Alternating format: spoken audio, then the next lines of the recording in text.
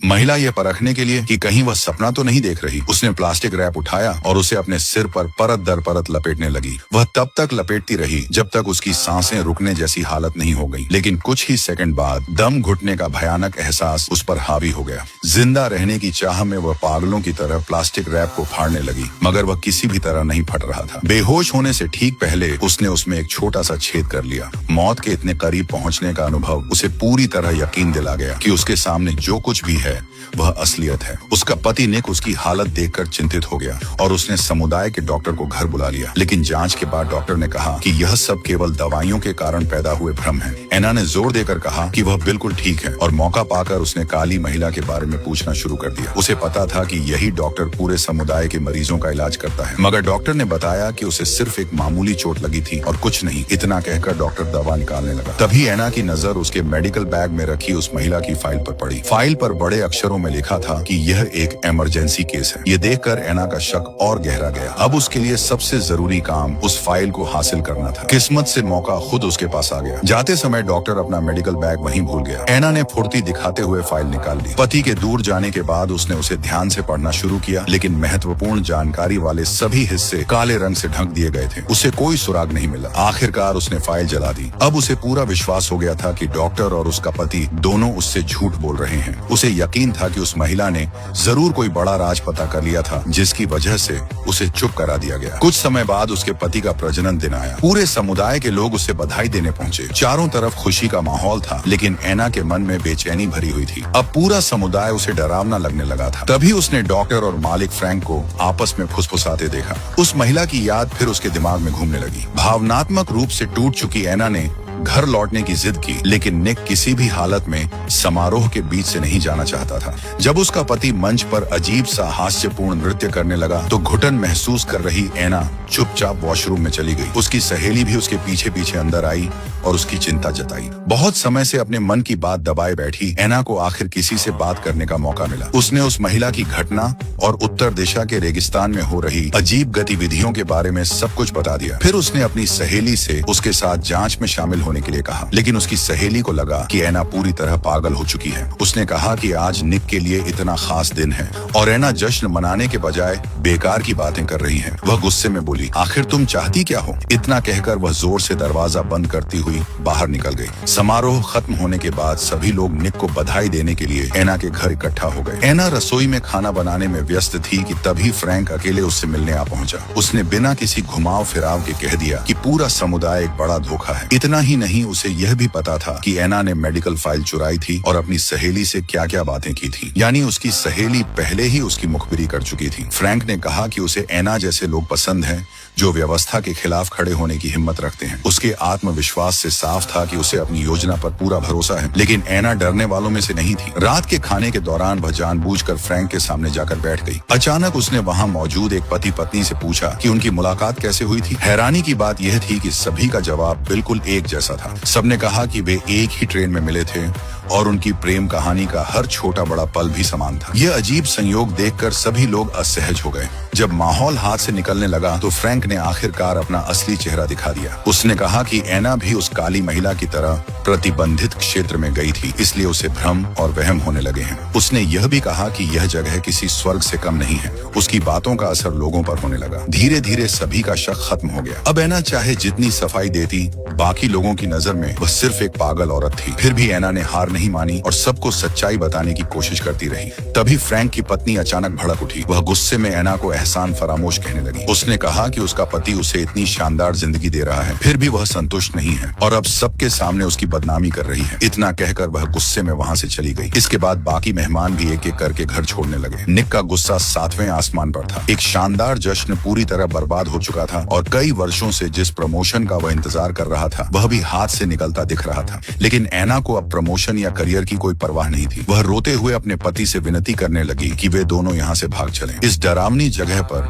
वह एक पल भी और नहीं रह सकती थी। पत्नी को इस हालत में देखकर आखिरकार निक मान गया। एना तुरंत निकलना चाहती थी, लेकिन जैसे ही दोनों कार में बैठे निक ने स्टीयरिंग व्हील को कसकर पकड़ लिया और चुपचाप बैठा रहा। वह लगातार एना से माफी मांगता जा रहा था। एना कुछ समझ पाती उससे पहले ही 2 सुरक्षा गार्ड वहां आ पहुंचे। उन्होंने बिना कुछ कहे उसे पकड़ लिया। एना मदद के लिए चीखती रही और अपने पति से उसे बचाने की गुहार लगा लगाती रही, लेकिन निक सिर्फ उससे माफी मांगता रहा। स्पष्ट था कि वह उसका साथ छोड़ चुका था। करियर और प्यार के बीच निक ने आखिरकार अपने करियर को चुना। कुछ ही पलों में एना को घसीट कर ले जाया गया। उसे एक ऑपरेशन टेबल पर बांध दिया गया, जहां उसकी याददाश्त मिटाने की तैयारी की जा रही थी। लेकिन जैसे ही मशीन उसके माथे से जुड़ी तो दबाई गई यादें अचानक बाढ़ की तरह लौटने लगी। यादों में एना एक बेहद कुशल डॉक्टर थी। वह दोनों की जिंदगी चलाने के लिए दिन रात मेहनत करती थी। दूसरी ओर निक एक बेरोजगार और गैर जिम्मेदार व्यक्ति था, जो अपना साधारण जीवन भी ठीक से नहीं संभाल पाता था। वह हर दिन घर पर बैठा एना के लौटने का इंतजार करता और चाहता कि वह उसकी हर जरूरत पूरी करे। निक की असुरक्षा की भावना इतनी बढ़ चुकी थी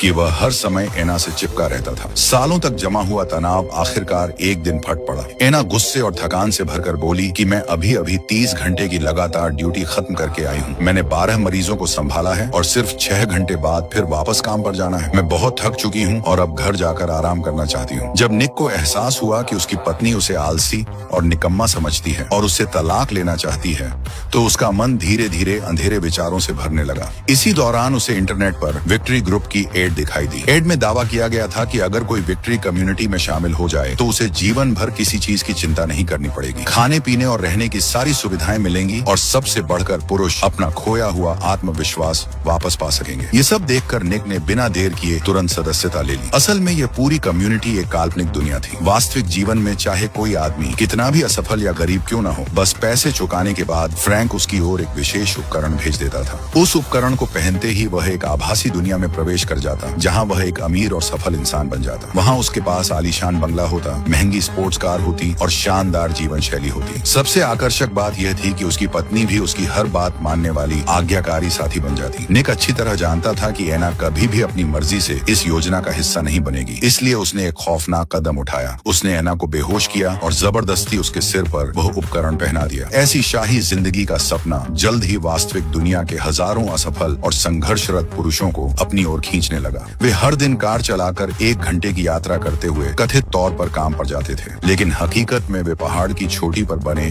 सर्वर स्टेशन तक पहुंचकर वर्चुअल दुनिया से लॉग आउट करते थे। उन्हें ऐसा इसलिए करना पड़ता था ताकि वास्तविक दुनिया में अपनी पत्नियों को खाना और पानी दे सकें और उनके शरीर को भूख प्यास से मरने से बचा सकें। साथ ही वे सिस्टम की मेंटेनेंस फीस भी समय पर जमा करते थे। फिर रात होते ही वे दोबारा उपकरण पहनकर उस नकली दुनिया में लौट जाते और झूठी खुशियों में डूबे रहते। दूसरी तरफ जिन महिलाओं को इस साजिश में फंसाया गया था, उन्हें इस सच का बिल्कुल भी पता नहीं था। एना ने भले ही कुछ समय के लिए अपनी याददाश्त वापस पा ली थी, लेकिन डॉक्टरों ने जल्द ही उसकी स्मृतियां फिर से मिटा दी। कई दिनों तक चले मेमोरी इरेज उपचार के बाद लगभग फैक्ट्री रीसेट हो चुकी एना को दोबारा उसी कम्युनिटी में भेज दिया गया। अब वह फिर से वही जीवन जी रही थी जो उसके पति ने उसके लिए तय किया था, लेकिन कभी कभी कुछ छोटी छोटी घटनाएं उसके दिमाग में दबी हुई यादों को जगाने लगती थी। धीरे धीरे एना फिर से अपनी पुरानी दिनचर्या में ढल गई। हर दिन वह अपने पति को काम पर जाते देखती, समय पर घर की सफाई करती और नियमित रूप से योगा क्लास में जाती। उसे लगने लगा था कि शायद अब उसे पूरी जिंदगी इसी नकली दुनिया में बितानी पड़ेगी। लेकिन एक दिन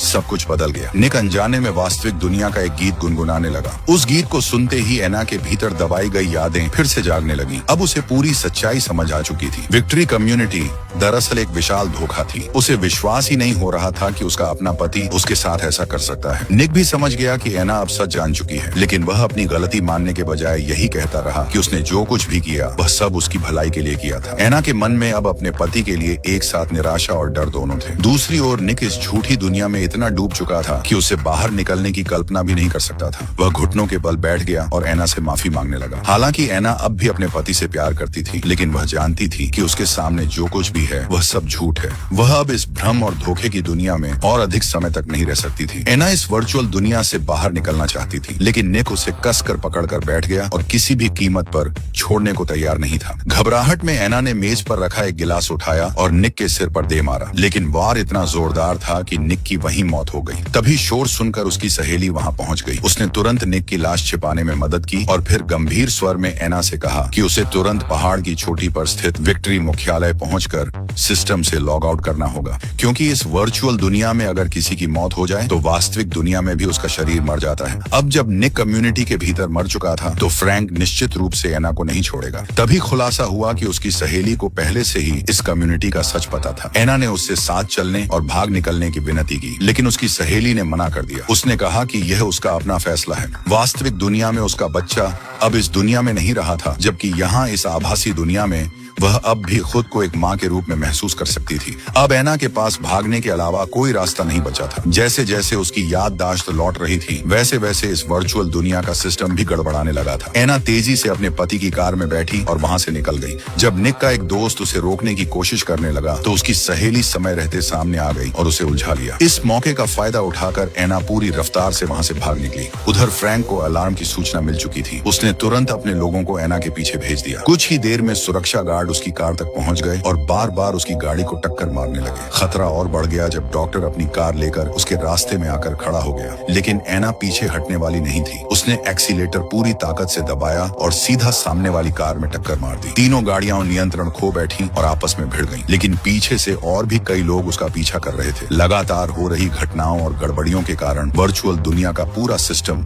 बुरी तरह टूटने लगा। फ्रैंक बौखला उठा, लेकिन उसे यह एहसास नहीं हुआ कि उसकी अपनी पत्नी की याददाश्त भी वापस आने लगी थी। धीरे धीरे कम्युनिटी की सभी महिलाएं सच्चाई समझने लगी और जागने लगी। इस बीच एना लगभग 200 किलोमीटर प्रति घंटे की रफ्तार से कार दौड़ा रही थी, लेकिन एक खतरनाक मोड़ पर उसकी कार पहाड़ की ढलान में फंस गई। मजबूर होकर उसे कार छोड़नी पड़ी और वह पैदल ही पहाड़ की चोटी की ओर दौड़ पड़ी। तभी उसने ऊपर देखा कि बड़ी संख्या में सुरक्षा गार्ड भी उसी दिशा में तेजी से बढ़ रहे हैं। अब उसके पास सिर्फ दौड़ने का एक ही रास्ता बचा था। आखिरकार आखिरी पल में वह पहाड़ की चोटी तक पहुंच गई। गार्डों के वहां पहुंचने से पहले ही उसने सिस्टम को छू लिया और सफलतापूर्वक वास्तविक दुनिया में वापस लौट आई।